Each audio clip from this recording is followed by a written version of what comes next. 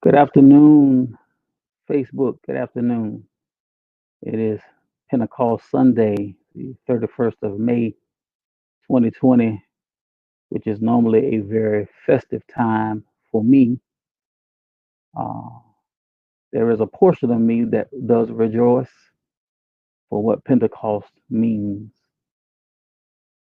But there's a part of me that is very still trying to get it together when it comes to the current situation that our nation is in and the current situation that certain minorities of this country are in as it pertains to how we're treated by police and more especially how we're viewed uh, by those who are in power. I've titled this video, They Must Have Done Something. And I did that because I've been listening not only to the reaction of what happened to Mr. George Floyd in Minneapolis, but as I go back over the last few years, when we many times when we hear about uh, things going wrong with police interaction with people, we often hear someone say they must have done something. That's what caused it. As a matter of fact, yesterday I was looking at something uh, where there was a man talking about what happened to Mr. George Floyd, and he made the statement. He said, this man was a human being. He was an American. And somebody screamed from the crowd, "Yeah, but he was a criminal." Wow.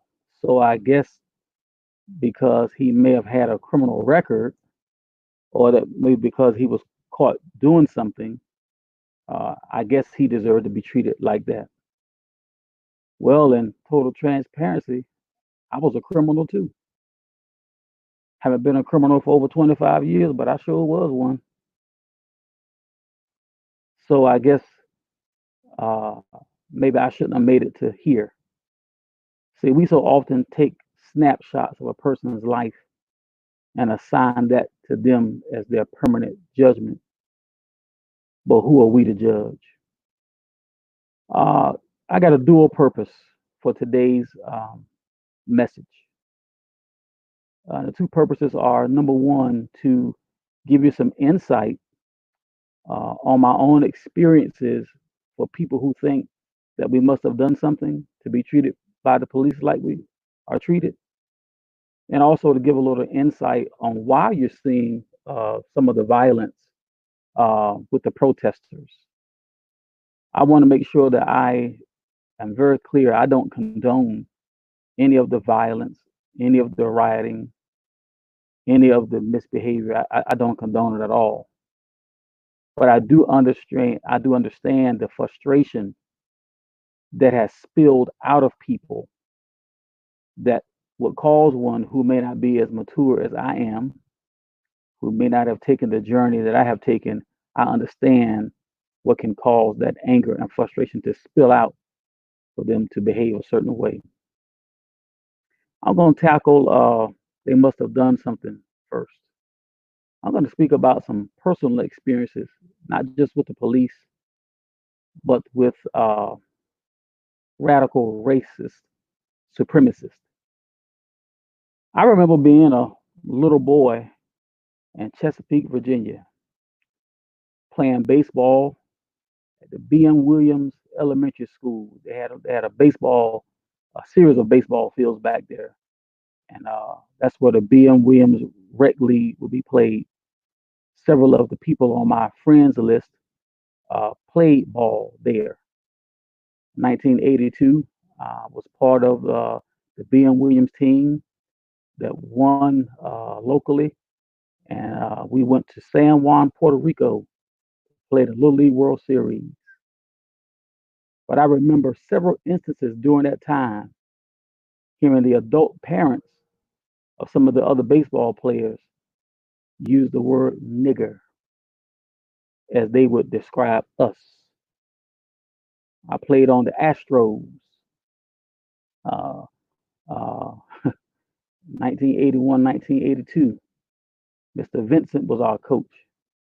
He was a good guy. His son Brent was on the team, left-handed pitcher, very good. Mr. Vincent was good to us. There was a assistant coach. I can't remember his. I think it was Coach Ingram. His son Scott played with us. I'm calling some names, so anybody want to accuse me of not being honest, you can look up some of these people. They'll tell you. There was only four black players on the Astros team, and there were a few other black players scattered throughout. I was in the Mustang League, 9, 10-year olds at that time, and I remember being feeling so good and so confident and so secure. My parents would show up for a game because they played ball too, because the word nigger was not thrown around so cavalierly when my parents showed up. That didn't stop because as I matriculated, I ended up playing in the South Norfolk Rec League right there at Cascade Park. I remember my cousins playing at Rena Wright and also over at Portlock. And y'all know I'm telling the truth. That word nigger was used by adults, adult freaking parents talking to little kids playing ball. When my grandmother sent us to the Below that was on the corner of Bainbridge and I believe it was Portlock, Bainbridge and Portlock, I believe it was. We had to go through a neighborhood where the white residents would sick their dogs on us. And the white kids our age and older would chase us through there. You wouldn't dare go through there by yourself. You went with a crew. And everybody from Wilmer Place, Reed Street, Linster Street, y'all remember, you know what I'm talking about. It was awful. Now I want to make sure that I don't disparage those brothers who are and sisters who are in my peer group. We're at a certain age now, and I know that during that time you probably were acting out of what your parents taught you, and many of you have grown beyond that. But these are experiences. You say they must have done something. Yeah, we didn't do anything. We were just black. That was it. Okay, must have done something. I remember playing in a game at G.A. Treacle Field. I believe that's where we were in Deep Creek, and there was a group of parents who used the word nigger so bad that the umpire called time out. He was an off-duty Chesapeake cop, white guy, and he addressed the crowd. I was at bat, and he said, "That is enough. The next person that used that word, I'm going to run you out of here. And if you talk trash, remember, I'm off duty, but I am a police officer 24 hours a day. I will put these cuffs on you. These are little boys, and they're here to play ball. Stop it." Thank you, Ahmed. I appreciate you confirming that what I'm saying is true. Good old Chesapeake, Virginia. Yeah, I got a cousin who used to work for mosquito control for the city of Chesapeake, spraying in those ditches all back there in Great Bridge, running up on properties where you had Klan sheets on the freaking line. We must have done something, huh? Yeah. I remember my brother and I, we lived in Greenbrier Woods Apartments off of Volvo and Battlefield. We would walk to the 7-Eleven, which was right across the street from the, I think it was the BM Williams fire station. You would have now, when you talk about we're little boys, my brother must have been about maybe 11, which would have made me about 8, somewhere in there, maybe from 11 to 13. I'm from 8 to 10, the time that we lived there. Walking down on the sidewalk on Battlefield Boulevard, going to the 7-Eleven, you have adults who would throw crap out of their cars. Nigger. Police just drive by like they didn't see it. So we said, okay, we'll stay off the main road. We'll duck through the neighborhood. But the little boys in the neighborhood, our ages and older, would stop us. My brother and I had to resort to carrying little pocket knives when we came through there. Did you hear what I said? I'm 8 and my brother's 11. We got to carry pocket knives to get ready to gut jokers because we black. But we must have done something, right? I'm going somewhere. Just hang on. Hang on. I'm going somewhere with it. And then police interaction. I remember there was a hotel party. It was at the Knights Inn in Chesapeake on the corner of Woodlake Drive and Greenbrier Parkway. Wasn't uncommon to have hotel parties there. I heard about it. It was, man, it was cars everywhere. Myself and a few of my friends, I can't remember exactly who was in the car that day. We pulled up, and when we got in there, we realized this is a bad situation. The party had been turned out. We couldn't tell that from the outside, but the police were there, and we were rolling through, just trying to follow the line of cars because it's obvious this is not a good thing. We're gonna get out of here. Several Chesapeake cops, and I remember this one big, fat, nasty looking one looked me right in my face, and what the f do you want, nigger? I said, what did you say? That joker put his hand on his weapon. You heard what I said. What do you want? Nothing, officer. I just want to get out of here. Yeah, that's what you better do. But I must have done something, huh? I remember being stopped at Virginia Beach. First precinct, Virginia Beach, y'all. Yeah, right on near the corner of Lynn Parkway, Lynn Road, on the south end of it, because there's two intersections. At the south end, over there near Red Lobster. And I remember I wasn't speeding or anything. I'm trying to figure out, why did this cop stop me? So I pulled over and got my license and registration. And I asked him, I said, so why did you pull me over? He said it was a lane violation. I said, a lane violation? Yeah, your car was uh, leaning more towards the dotted line and needs to be in the center of the lane. And I said to him, I said, when I looked at you in my rearview mirror, you were doing the same thing. He smirked. He said, yeah, I think I smell marijuana. I'm going to need you to step out of the car. I looked at him and said, sir, there has never been marijuana in this car, and I don't smoke marijuana. Haven't even handled marijuana in years. You do not smell marijuana. And I'm telling you right now, if you think you're going to do this to me, it ain't going to stop here. I am not going to stop until you and I are both famous. You are lying, sir.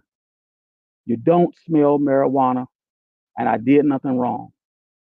He just smirked, gave my license back. Have a good day, Mr. Armstrong. But I must have done something, huh? Um, I don't think that people really understand the pressure that many minorities are under. It was very well and widely taught to us, my peer group, that you be very leery of the police. You do everything you can not to have contact with them, because most time it's not going to turn out well for you. And I remember being on the airplane in December 1991, headed to Germany, my first duty station in the army, thinking to myself, out of all the little accomplishments I had made in life, the biggest one that I had thought of was getting out of South Norfolk, getting out of Chesapeake unscathed. Didn't do no time in jail. Didn't fall victim to some of the other stuff. I only got shot one time and didn't even break the skin. Just make my foot swell up. I made it, y'all. Dealing with these freaking racists. But we must have done something, huh? Yeah. That was December 1991. But just the other day, talking to my 23-year-old son in the backyard, he's feeling the same way that I felt. I remember the first time I allowed my son to drive my car by himself. He was 18 years old. He was a little late in getting his license. At 16, he said he didn't feel mature enough to drive. He wanted to wait because he realized how serious that privilege was. So he got his license at 18. And I gave him the speech that most black parents give their little black kids, especially black boys. I said, son, I love you, and I don't want to bury you. Please, son, don't ride a lot of people in the car. 4 young black boys in the car, you're going to get pulled over. Don't do that. Please don't play any loud music. You attract police. You're a young black man with loud music. It's an excuse for them to stop you and harass you. And most of all, son, if you see those blue lights behind you, whatever you do, please pull over. Please be polite. I've already got the registration and the insurance right on top in the glove box. So you don't have to look for it. Make sure you always have your license on you. Be polite. Yes, sir. No, sir. Yes, ma'am. No, ma'am. If you are mistreated, just take it. If they put those cuffs on you and start whipping your butt, just take it. Don't fight back, son, because the police are going to kill you. And I don't want to bury my son. I can get the best lawyers in the world and we can fight them in court. But if you fight back on the street, them jokers going to kill you. This is the talk that black folks in America got to have with their children, especially these black sons, before we allow them out. So for everybody with that attitude, they must have done something. You need to walk a mile in these shoes. I could go on and on and on about this kind of stuff. These are real stories. Y'all know that racism is not new. That's why I was so upset when I did my broadcast yesterday. Enough is enough. And I challenged my non-black friends. Call the racists out, man. It's time out for this. These are some of the things that we deal with. I don't know what that lady must have thought that Mr. George did, whatever was in his criminal background, that would have made him deserve to have that policeman's knee, his weight-bearing knee, on his neck for over 9 minutes. And 2.5 of those minutes was after he was limp and unresponsive. He was already cuffed. He was already subdued. He was already laying on his stomach, face down. I don't know what else his criminal background could have produced to make that okay. We want the police to be police. Police by law are not prosecutors. The police. They're not prosecutors. They're not judges. They're not juries. They're police. And we expect police to be police. I hope that I'm touching someone's sensitivity to let you know that walking in this skin is not always an easy thing. And most of the time, what we've done, as you suppose, they must have done something, being black. I don't have a problem for police pulling me over when I have done something that deserves to be pulled over. I used to be a speeder. I got several speeding tickets. No problem. You caught me. I'll pull over. I'll be polite. I give it my license and registration. I take the ticket, deal with it, and move on. But being black doesn't make me a criminal. That Virginia Beach cop from the first precinct, I wish I remembered his name because I'd call it. He lied. I smell marijuana. How many cops have used that? So what if I was on parole? What if I was on probation? That's a whole different kind of stop there. Because they can just search it just like that, right? Maybe when he saw this black skin, I was a younger, that had to be 15 years ago. I was, 15 years younger. I'm not sure what he saw, but how many of us get treated like that? A lane violation because my car wasn't perfectly in the center of the lane? Really? I smell marijuana when there's never been marijuana in my car, and a smirk when you give my license back. I must have done something, huh? I know that police have a tough job. I know they deal with the worst 10% of our population. I get it. But you can't paint that on all of us. You can't pull us over with a bias in your heart. You can't properly police like that. You can't properly serve the public like that. It's not right. All of this feeds into the frustration of people who are at these protests. Look at what has happened. The Caucasian lady called the police on the brother in Central Park. He asked her to put her dog on a leash. It was the policy of that section of the park that your dog be on the leash. What about that awful lady that called the police on the 8-year-old black girl because she didn't have a permit for selling water? How many of you, white, black, or whatever, had a little Kool-Aid stand, a little lemonade stand in your neighborhood? How many of y'all had a little grass cutting business? Did you have a business license? Did you have a permit? No, we were just working class kids, poor kids, trying to make a few honest extra dollars. How about the lady who called herself questioning the man to get his ID? He's walking into his apartment building because she doesn't know him. She thinks that she is some authority figure that he has to show his ID to her. Who do you think you are? Evidently, you believe that you are superior, right, to do stupid crap like that. What about this brother? I guess on YouTube or Facebook, he was a businessman in this building. I guess you had to be a tenant there to use the gym. There were these two young black entrepreneurs. I guess were new to the building. They were working out in the gym. He stops to ask them to prove that they are tenants. Who do you think you are? Your white skin does not make you superior to anyone else. It is this constant, consistent drumming and beating and mistreatment. It has overflowed. That's why they're burning stuff in the streets. There's a better way to express yourself. I get it. I don't condone it. I'm merely explaining, not trying to make an excuse, merely explaining.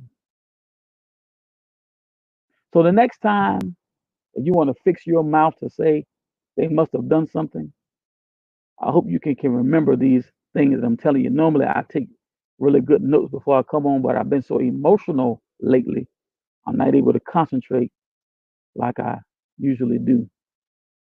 I'm so freaking mad about this crap. Mr. Arbery there in Georgia, that man was jogging, shorts, t-shirt. If he was a burglar, what could he have stolen? Wouldn't you see? They, they didn't call the police. They loaded up weapons in a pickup truck and hunted him. But he must have done something, huh? Well, he was up in that house being constructed. That wasn't his property. And I tell you how many times I've been exercising in my neighborhood or somewhere close to my neighborhood and seen new construction and went to see because it's in my neighborhood. Something wrong with that? Something wrong with that? The problem with racist people and racist police is that there's a sense of superiority. But the same God made us all. You are not superior. And I'm going to say something that may irritate some of you. This country ain't just yours. The good old US of A ain't just yours. And the next time I hear somebody say you need to go back to Africa, you need to go back to wherever, I'm going to have something to say about that. Okay? Because if anything, we had to give this country back to the Indians from which you stole it from.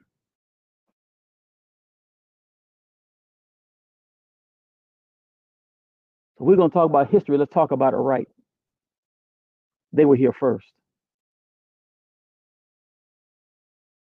We don't need to go back to anywhere. It is our country. I was so angry the other day watching the video. I think this was somewhere, maybe in Montana or somewhere, I don't know, somewhere in the Midwest. There was a Puerto Rican family in the park having a little barbecue, playing their music, and there was this white couple that wanted to fish, and she came over there. Came over to their area, talking trash about they needed to play American music, and nobody wanted to hear all that loud music while you're supposed to be able to fish and quiet. And the family was just saying, "Ma'am, this is a public park. We're here using the park like everybody else." And in case you didn't know, Puerto Rico is a U.S. territory. Puerto Ricans are U.S. citizens. You need to speak English. They don't have to speak English. They're in amongst their own people. I had to correct somebody who I worked with. This person got upset. We have a lot of West Africans that work there, and they were speaking in their dialect. And she made the comment, "They're gonna be here. They need to speak English." I told her they wasn't talking to you. Oops, I didn't mean to say that. Yeah, they wasn't talking to you. And just in case you want to know, that's their fourth or fifth language. How many do you speak? The air of superiority. We got some nerve. We must have done something, huh?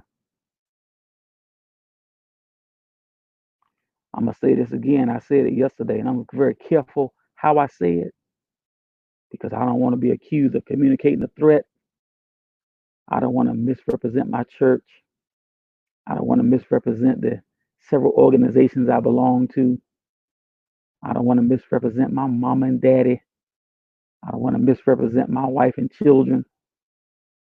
But beneath this smile is a monster that you couldn't freaking imagine.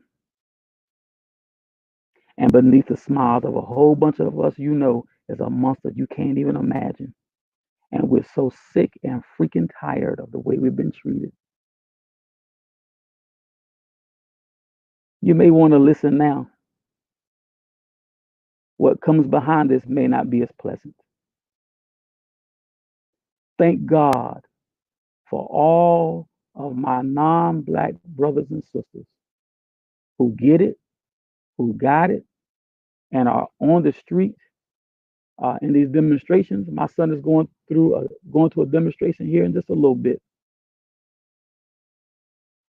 I want to go, but Bishop, I struggle. The Christ in me is struggling with the monster in me. Christ keep winning, and I want to keep it that way, and that's why I'm gonna stay my butt home until I get to a better headspace. I'm tired. I'm sick and tired. I'm sick and freaking tired, and many of us are. They must have done something, huh? Those black animals, they're just like animals. They just steal and just make babies, and that's all. Easy to kill an animal, ain't it?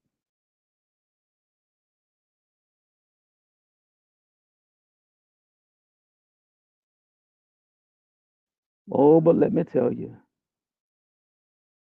God is still God, and His word says that He is not mocked. God is not mocked, and what you sow, you shall reap. Thank you once again to my non black brothers and sisters who have taken up this fight with us. You too, some of you too are just as frustrated as I am. Enough is enough. And I'll be so glad when I start seeing the races that being called out. Let's start with the police that you know. Let's start with the racist judges that you know. Let's start with the racist prosecutors that you know. Let's start with the racist mayor and councilman that you know. Let's start with the racist governors and senators and representatives. Let's call them out. You heard them talking at the family gathering. You heard them speaking that crazy mess in your community. You know the secret code. You want this mess to stop? Call them out. Put them on blast. They need not, after what we saw last week, well, that was uniformed police officer put his knee on a man's neck until he died and looked right in the camera and his face said, yeah, I'm gonna kill this nigga and ain't nothing America gonna do about it. Nothing. Because you got a history of doing nothing about it.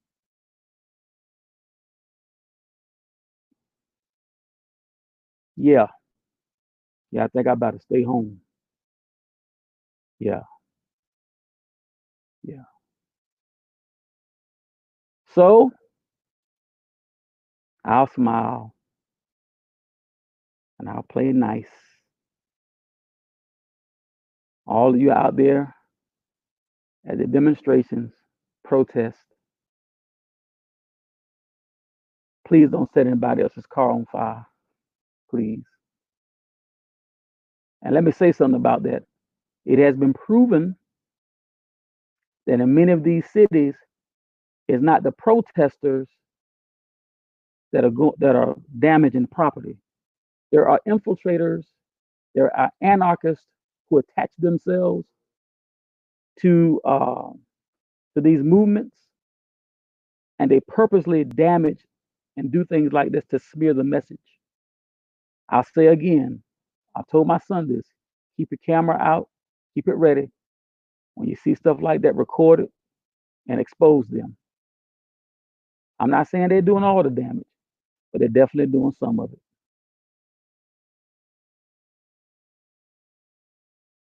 Thank you for all of you who have tuned in.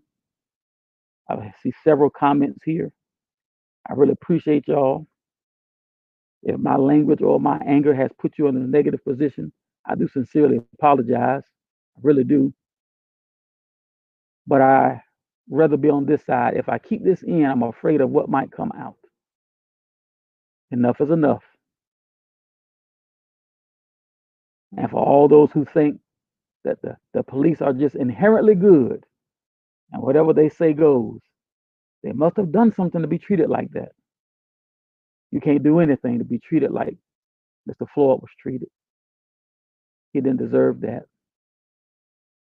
That man in Central Park that deserved to have the police called on him. That woman was trying to weaponize the police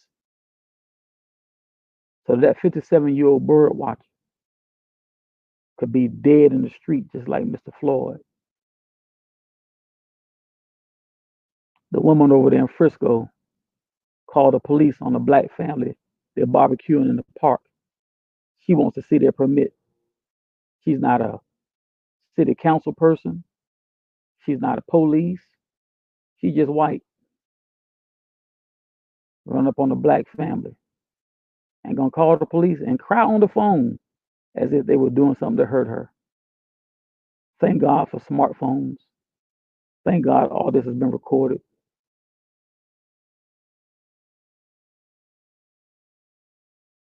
Thank God. We're not asking for anything special. We're asking for our portion of the pursuit of happiness. Land of the free, home of the brave. Mm, not yet. For some of us, not yet. Until next time, have a great day. I hope what I have shared has been enlightening to some, comforting to others, and to others, I hope it stirred you up for you to do what you know is right. Thank you for your time and your attention. Until next time, bye bye.